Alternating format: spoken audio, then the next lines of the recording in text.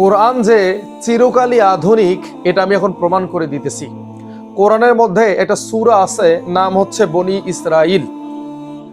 Serial maintain করে যদি এই সূরার আমি তালিকা বলি, তাহলে এই সূরাটার নাম্বার হচ্ছে 17 নাম্বার সূরা।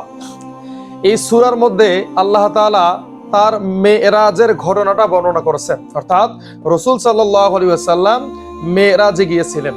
এই ঘটনাটা খুব সুন্দর করে বলা আছে এবং বনি ইসরাইলের বিভিন্ন কথা বলা আছে। মেরাজের রাতে আল্লাহ তাআলা নবী সাল্লাল্লাহু আলাইহি ওয়াসাল্লামকে সবথেকে গুরুত্বপূর্ণ যে জিনিসটা দিয়েছিলেন সেটা কি?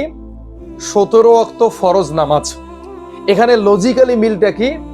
সূরার নাম্বারও 17, আর এখানে যে গুরুত্বপূর্ণ বিষয়টা বা 17 ওয়াক্ত ফরজ নামাজ, এটাও কিন্তু একটা বিস্ময়কর ব্যাপার। যদি আমি এখন ধরি যেটা একটা কাকতালীয় ভাবে মিলে গেছে, আমরা তাহলে পরের পাঠে আসি। আল্লাহ তাআলা বনি ইসরাইল শব্দটা কোরআনে 17 বার ব্যবহার করেছেন, আর এই 17টা শব্দকে একত্রিত করে ঠিক 17 নাম্বারেই সূরা বনি ইসরাইলটা অবতীর্ণ করেছেন। আলহামদুলিল্লাহ বলবেন না? যদি ধরি এটাও কাকতালীয় ব্যাপার, তবে এখন আমি যেটা বলতে যাচ্ছি এটা কোশ্চিনকালেও কাকতালীয় হবে না। সূরা বনি ইসরাইলের প্রথম আয়াতের মধ্যে বলা, আমি আমার বান্দা মুহাম্মদকে ইসরা করিয়েছি মসজিদুল হারাম থেকে মসজিদুল আকসা পর্যন্ত। মসজিদুল হারাম শব্দটি কোরআনের মধ্যে বলা আছে মোট 15 বার। সূরা তওবার 28 নম্বর আয়াতে মসজিদুল হারাম শব্দটা ব্যবহার করা আছে।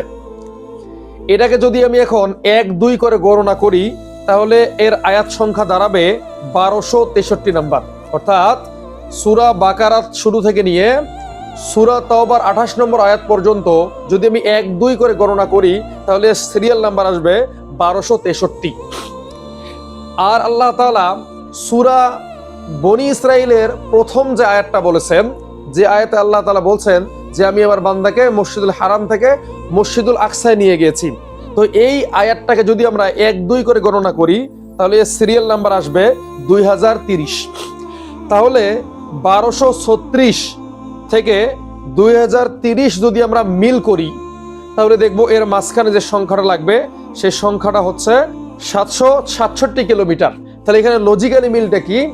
এখনকার দিনে বিজ্ঞান বলছে মসজিদুল হারাম থেকে মসজিদুল আকসার দূরত্ব হচ্ছে 767 কিলোমিটার। আপনি তাহলে বোঝাতে পারলেন যে কোরআন কত আগেই তথ্য দিয়েছে। কোরআন 1400 বছর আগেই বলছে মসজিদুল হারাম থেকে মসজিদুল আকসার দূরত্ব হচ্ছে 767 কিলোমিটার।